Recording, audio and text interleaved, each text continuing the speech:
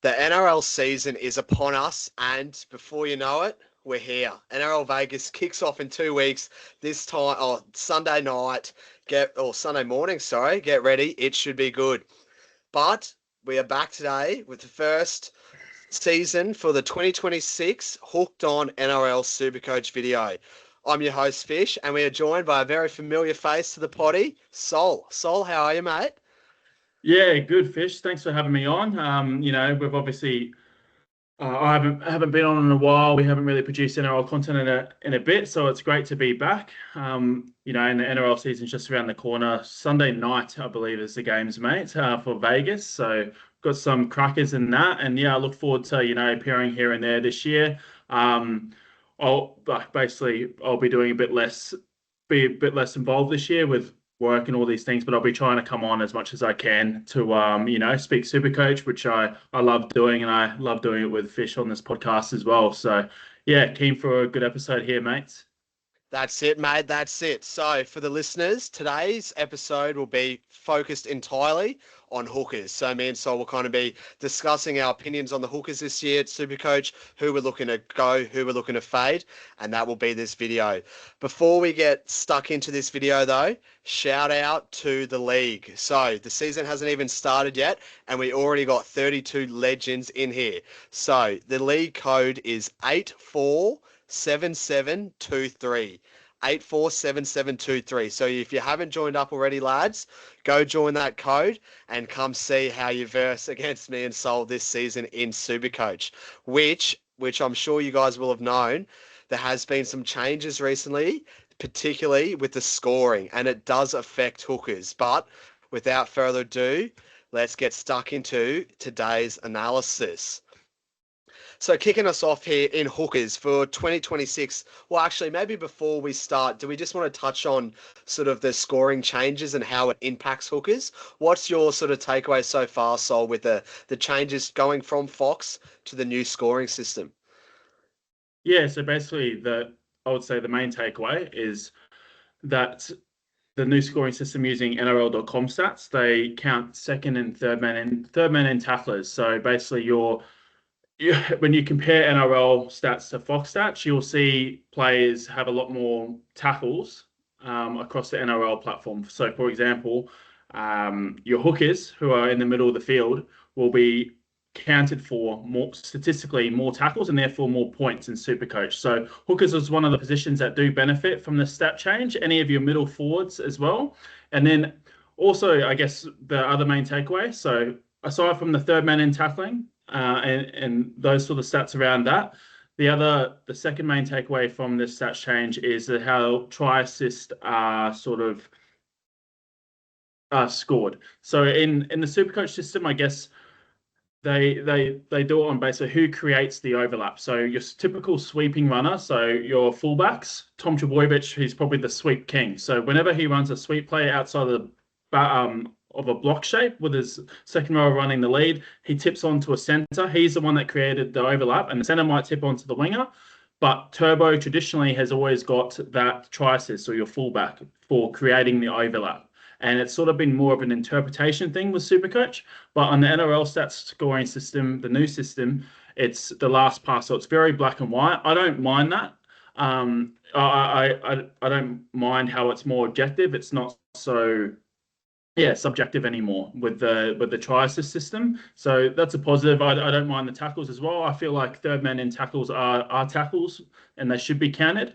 So yeah, those are my initial thoughts. So I guess in a vacuum, middle forwards see a slow uptick, or renowned tacklers see an uptick because they're making more third man in tackles as a general consensus, and then also your centers, I guess, because they're the ones doing the tip-ons, see an uptick, and your fullbacks and halves probably see a bit of a downcrease, particularly the fullbacks and ones that are heavily involved in sweeping plays to create the tries in Supercoach, I guess. That's an awesome analogy, mate. And I think you've summarized it super well there. So, yeah, key takeaway really, guys, is for the hookers, they should see an increase in the sort of base stats. So all those tackles and all that. So how does that actually affect Supercoach and who we're interested in and who we're picking? for the 2026 season. And starting us off, I think there's a player here, well, he's the most expensive hooker, actually. It's Blake Brailey. And as you listeners probably know, I was a big fan of him last year. I had him pretty early doors, and he served me really, really well. What are your thoughts on him as a pick to start the season off in 2026? And do you think the new scoring system affects him more or less, Sol? Yeah, so first off, I do really, really like him as a pick.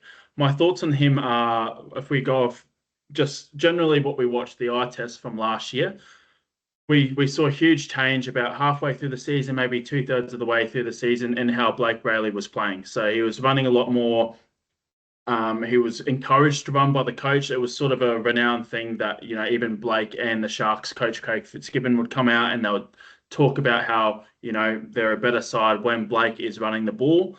So it was awesome to see him doing that. And on the back of that, he was getting more Supercoach points, and we saw his sort of scoring skyrocket. I think in the last 11 games, he averaged about 83 points. So I really like the pick heading into this year. If you do think he's going to continue that form, which I do, and he's currently in my side at the moment, I think he's going to continue that form into this year. I just don't see a way that the Sharks don't, see that. It was clear as day that they were a better side when Blake Brailey was running the footy. He's the captain. He signed a new contract. He's in his prime, and I think the 2025 season is going to be the new base of what Blake Brailey is, and he's going to be building upon that for years to come. And I don't think it's a very hot tip at all. I think he is the New South Wales Origin hooker this year, and he's going to be playing for that blue jersey. So as far as the eye test goes, that's where I'm at with him. I think he's one of the premium options, and from a statistical standpoint, and the rule changes, I think, he does benefit, but it's maybe not so much as you think. He was the top tackler in the NRL last year. He is one of those guys that just isn't every tackle. He's an awesome defender. He seems very, what's it called, sturdy as well. Like he's not really injury prone for as many tackles as he makes. He's just so tough in the middle of the field. But yeah, I really do like him as an option. Obviously, the rule changes an additional bonus, but just from the eye test, that's where I'm mainly looking at it from with him. Awesome, mate. And yeah, just going off the back of that, I agree. Obviously, a big fan of Blake Brailey, but as you mentioned there, the real key with him is being given that license to run from Craig Fitzgibbon last year. And as you said, it only really sort of happened mid-season to the later end of the season. So I think with a full preseason under his belt, that will only have improved, as will the Sharks, getting used to his play style. And then as well as that, he also has that sort of solid base with the base set of tackles which with the new scoring system, we'll see an uptick in base scoring there. So yeah, I think he is the number one hooker to own this year. I think by the end of the season, total points and average, he will probably be leading. And so, yeah, I still think it's a bit of a hot take. I think sort of the premiums, everyone sort of flocks to Harry Grant, but it's not really for me. It's not interesting me. I love Brailey. I think he's this different player to Grant, and they score differently. But I just think Blake Brailey is sort of the best hooker option this year. And like you, Sol, I've also got him as my starting hooker so far this season. So yeah, both of the Hooked On Supercoach boys are starting at this point in time anyway, with Blake Brailey as their number one hooker this year. Yeah, that's it, mate. I think we both I guess are seeing the same things. And before, just as a bit of a preface as well, we hadn't really discussed our teams at all up until today. So it's quite interesting that we've got the same mindset in that regard. I know you're a big fan of Blake Brailey, and I even when you owned him last year, I was commenting on how good he was, and what a buy, and I really did like him. Usually, between us, when someone does make one of those pod sort of buys, we'll be ripping into one another about I guess, like whenever they score poorly or finding any little straw to clutch on about why they weren't a good buy, just giving each other the usual tongue in cheek. But I wasn't like that with Brailey to you, and I think you know that as well, which is a bit of a rarity, I guess, I when we agree, pick a buy. mate. Yeah, Definitely. Bailey, he was so good for me last year. Like, he was absolutely awesome. And I kind of fell in love with him last year. He probably yeah, did your absolute head in. And so, yeah, I think starting the season, I think he's a really viable option. I know Hooker renownedly has kind of been a bit of a dead position in Supercoach. There's not really too many point of difference, so it's not really where you can make up a bunch of points. But if there's one person that can do it, I do think it's Blake Brailey. So that knocks off him. He gets the two big green ticks from us.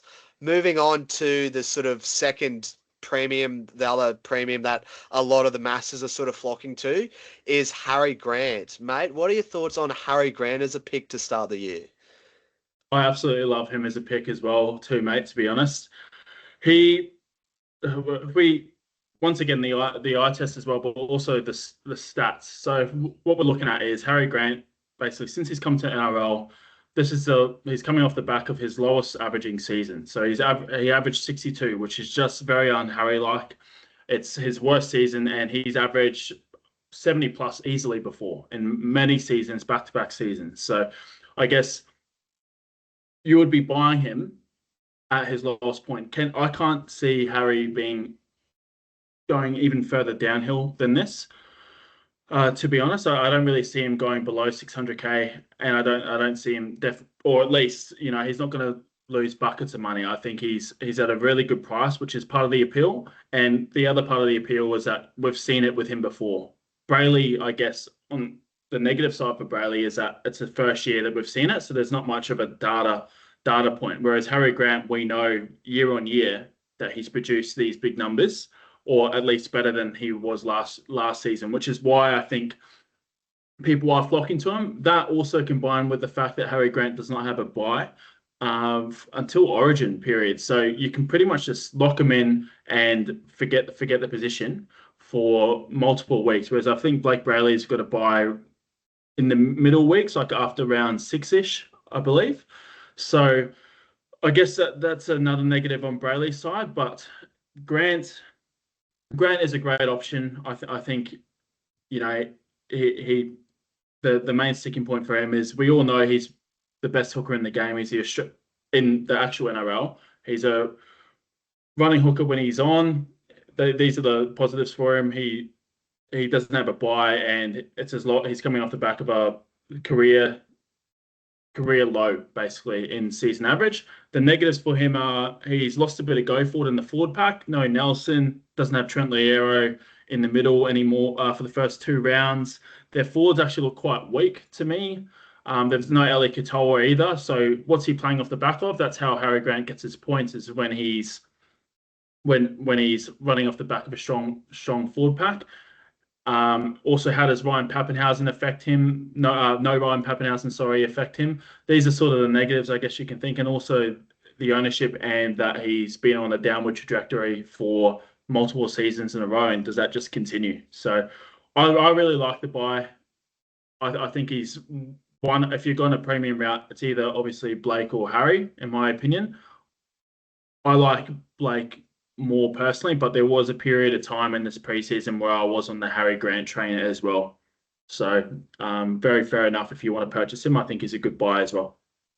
Good stuff there, mate. And yeah, I think maybe the biggest sort of appeaser to Harry Grant is that value really. He's 50k less than Brailey, so you're kind of paying up for a bit more of a untrusted as you mentioned there, Brailey really had his breakout season last year, where Grant, as we know, has been doing it for years and years now. And so you're kind of betting on the new kid on the block rather than just going with the old faithful. Maybe that's a good analogy for you guys there. But like, as you mentioned there, I think Harry Grant still is a great option. There's just more excitement, I think, with Blake Brailey for me. And so, yeah, if you're between the two of them, especially taking into ownership as well. I think Harry's like almost 40% owned at the time of recording. I just think the upsides with Blake Brailey and Yeah, I'm just a lot more interested and keen on Blake. Obviously, I can't knock the Harry buy, but yeah, for me, if you're choosing between the two, yeah, Blake would be sort of the option or the route I would be looking to go down there. Yeah, fair enough, mate. I don't think I'm quite as like I don't see the gap being quite as big as what you do on those two players. I think it's neither here nor there. If you can afford the extra 50K though, I would be going Blake because I think he will end the top hooker again this year. So That's it, mate. Moving on, we won't really touch on the guys that aren't too Supercoach relevant. We're kind of just going to discuss the main implications. So JMK is just too injury prone, not really a well, he's not Supercoach. even starting the year, so you can't start Yeah. with him. So Um, put a line through him. Connor Watson, obviously a bit of a role change there now. Reece Robson going to the Roosters. I think that puts a line through him. You can't possibly do it. He's even named on the bench in the trial game this week. Just spend the extra 25K or 30K, sorry, and get Harry Grant if that's what you're doing. Find it in your side, and I think we're going to be a bit repetitive as we go through these names. Just find that extra 100K if you're looking for it, and go to Harry Grant or Brailey. That's pretty much how I sit with all of these hookers that I can see on my screen right now. Agreed. I'm surprised Tom Starling's 550K. I suppose he really did have that, not breakout year, but he just played more minutes last year. And when he plays minutes, he goes all right. Api Coruscant, look, he's maybe got that bit more of attacking option, less space, and also I don't think he's got the kicking. I'm pretty sure Adam Dewey has that locked to go this year. So yeah, not really an option. Wade Egan, he always gets the mention when he has the 2 or 3 good games for the Warriors, but I think the main caveat with him is he's just too injury prone. I can't remember the last time he's strung sort of 10 games together. Damien Cook, I know Jacob Little is injured to start the season, or so I think. He's potentially in for Vegas. Um, yeah, like there's nothing really more than that. Little could play Vegas round, and if not, I assume he'll be back in round two. So But yeah, and as you mentioned there, if you find the 100K to go up to Grant or Brailey, or save yourself 100K and go to a Marnie or something, but we'll get to him shortly. Sandon Smith we'll just quickly touch on. I know he's probably a bit more popular at the 5'8" position, I would assume. But what are your thoughts just quickly on Sandon? How do you see him fitting in? yeah, whatever position he's popular in, I'm not interested at all. I think he's a terrible option. If I'm going to put it frank, and I'm going to repeat it again, just find the money, rip your side apart, and spend elsewhere. Rip your side apart to get Harry Grant or Brailey in. If you're looking for someone up above this price, then that's what you should be doing because Sandon Smith is he's just I don't see any world where he's a good option. Yes, he's goal kicking, but he's going to be playing in a worse side. We saw the Knights play a trial game, and immediately I was repulsed at what they dished up. They couldn't even score a single point. He's a new halves combination. I hate it. And the new scoring system, you're banking on half, so you're just waiting for him to get attacking stats, whereas he's not going to be making those bulk tackles in the middle. I'm not a fan at all on that pick. Agree there. And then Reece Robson, although he does change sides, I think it's the same. We don't really know the minute share with him and Watson. I assume Watson will play the majority of the game at 13, but I do suspect that Reece isn't going to play 80 minutes. Would you agree with that? I disagree actually with that. I think Reece is the only option that we've been through since Harry Grant's name that I don't mind. Like if you sent me a team and you had Reece Robson in your side, I wouldn't mind it. He had multiple games last year with you're saving 100K from those other guys. Number one. Number two, he's going to a stronger attacking team, and he had multiple games last year where he didn't play 80 minutes. So there's a bit of upside there. So he's got the better team, better forward pack, better people around him. If he plays 80 minutes this year, which I think he might actually at hooker, I really do think he might play 80 minutes. He's played it in Origin or pretty close to. So, but that's the big if. if he does, then I think he's value and he can make a bit of money from there, and it would be a decent purchase. But I guess that's what you're banking on, the unknown. That's it there, mate. Good stuff. Most of these guys are pretty much non-irrelevant, but the next person I do want to bring into contention before we touch on Reed Marnie, who is very popular this year, is Jakey Simpkin. What are your thoughts on him?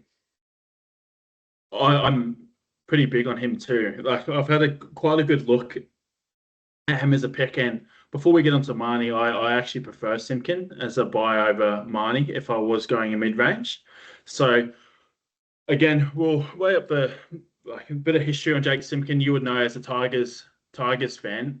He was sort of touted, not quite as highly as like a Harry Grant or something, but he's been touted for a while now as having quite a bit of talent behind him, and he sort of hasn't really come to the fray with it. Yeah, you haven't really seen him hit his full potential, but there's been whispers and you've seen glimpses of Jake Simpkin be quite a good player, you know. So I think the upside's there in that, and basically the upward trajectory of him getting better. We saw it with Blake Brailey. Is he at that stage of his career where he can take his career to take his career to another level? Perhaps he is. Number two positive for him is that they've just shipped off all the hookers that they basically have. There's no Jazz Savanga. There's no Chan Kon Tom, who's gone to the Dogs. I think the next one in line is Zach Docker Clay. And they've got a halfback by the name of Joey Walsh as well, which is actually named in the 14 jumper this weekend in the trial. So big watch on that if Joey Walsh actually does spill him at 9. But if Jake Simpkin's playing 80 minutes and you go back and you have a look to the 80-minute games he had last year, he was phenomenal. He was scoring big points. He's got a really, really solid base. So I really like him for all those reasons. Obviously, got to watch the trial and see how it unfolds if Joey Walsh or anyone spells him. But if you think and you believe that he plays an 80-minute role, he's 100% value, and he will make a good amount of money and score well. And also on top of that, he's got the other layer of he can actually take his game to another level and be better. So the only one downside for me with him is, I guess, the unknown of does he play those minutes, similar to Robson, which is less of a concern when you're spending 400k. And the other negative for me is the buy in round 3. So if you start with him and Cheese, you're starting Cheese in round 3 as your starting hooker, which is a bit off-putting and something to definitely consider. But I like him, man. I love that. I thought he stole the thunder there. I thought Jake Simpkin was a bit more of a hidden pick. Yeah, I agree with that. I I love him. As you mentioned there, he had that Tigers background. He's always been touted to have that bit of ticker and to be that potential gun. And the big thing for him now is the role change. I don't know if he does play 80 minutes, but he's going to be he's the main hooker now for the Seagulls. And if he plays 70 plus minutes, not only is he great value, but he's also a weapon when he gets the minutes on the field. So I agree. If you're going for the mid-ranges sort of between your Reed Marnie, Jake Simpkin, I would be leaning toward Jake Simpkin personally. There is that question mark, which is why I suppose a big watch on the trials this weekend regarding his role. But yeah, if he does get that sort of 80-minute, 70-minute plus role locked in at hooker, I really, really like it as an option. So yeah, Jake Simpkin gets both sort of green ticks from us. Moving on to sort of his biggest comparison, Reed Marnie. He's obviously moved from the Dogs to the Cows this season, and we saw on the trial game on the weekend, I think he put 70 points or something together for the Cowboys there. So what are your thoughts on Marnie as an option, mate? Yeah, he did put 70 points together in a half as well.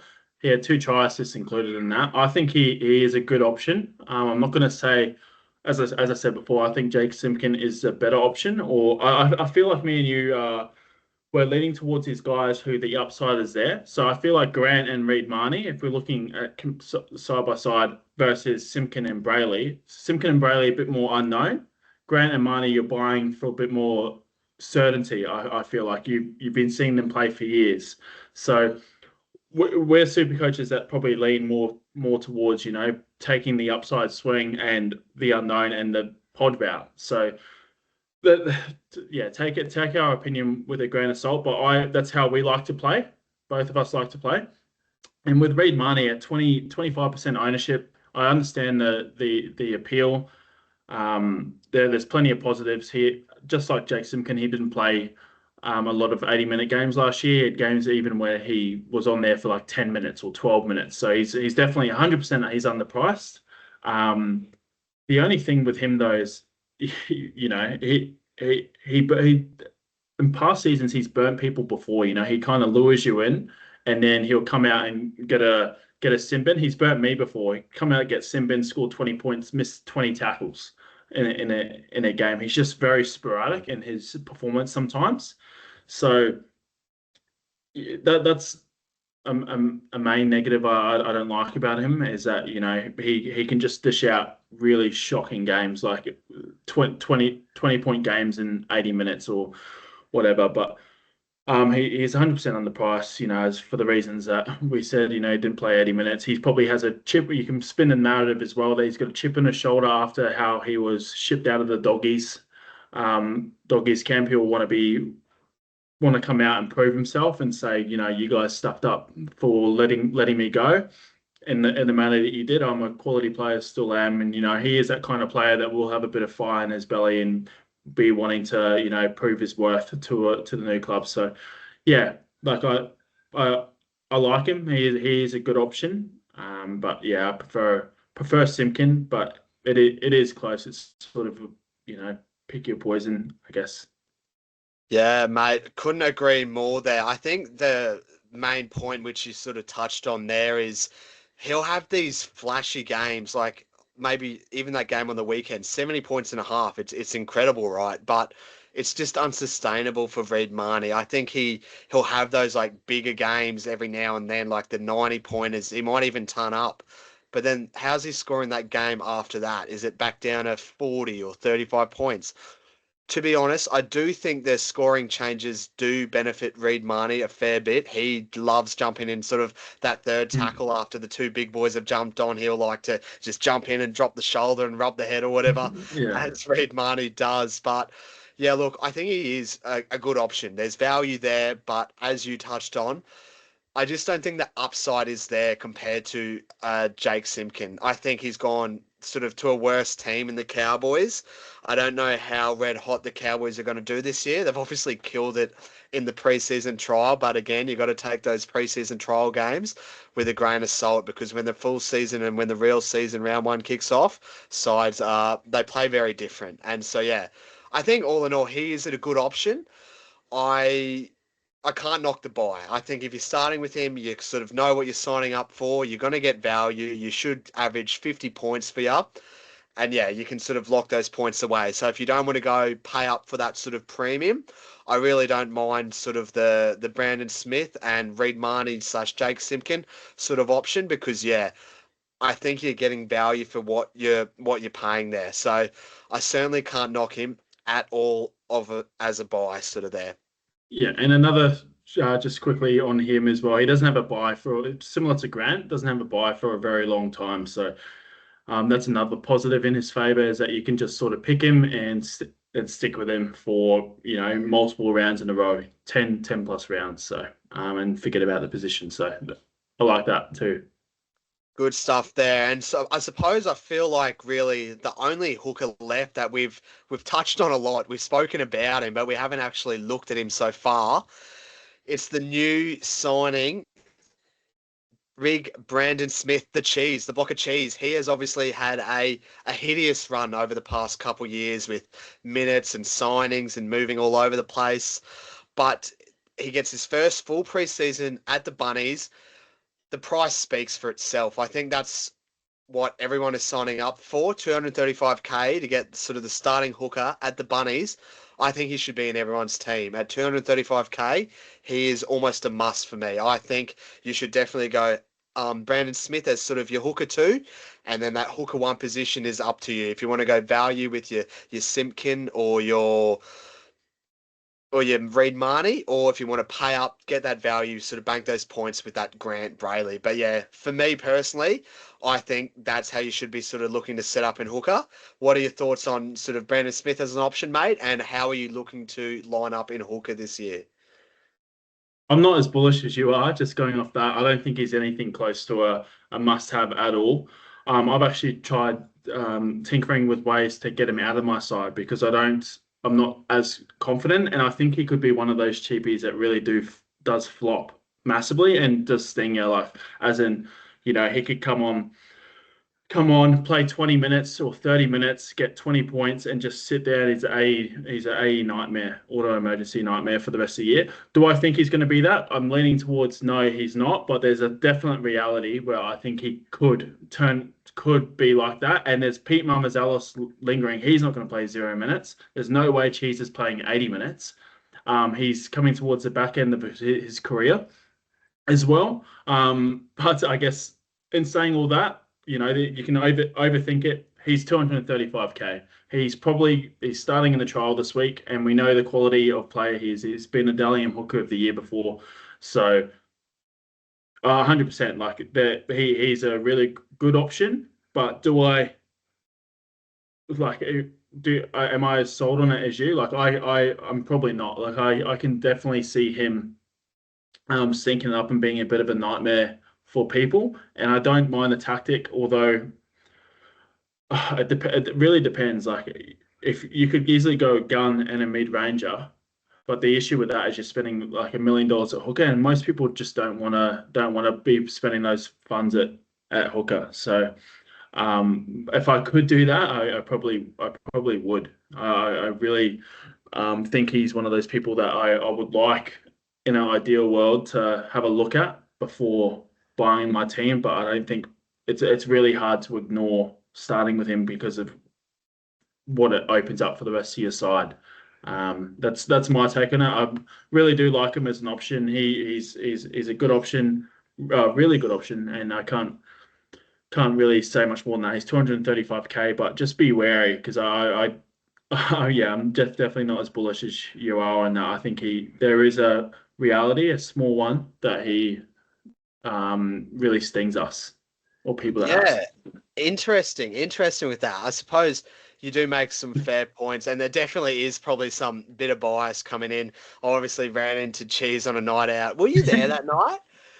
We, No, we no, I ran don't into think we so. ran into Brandon Smith after a Magic round game. He was oh mate, he's a great bloke, and I just think he's going to get back to his best playing under Wayne Bennett. Wayne Bennett is the coach for him, and I really like him. So I do agree. I don't think he does play 80. He just doesn't have the fitness for that.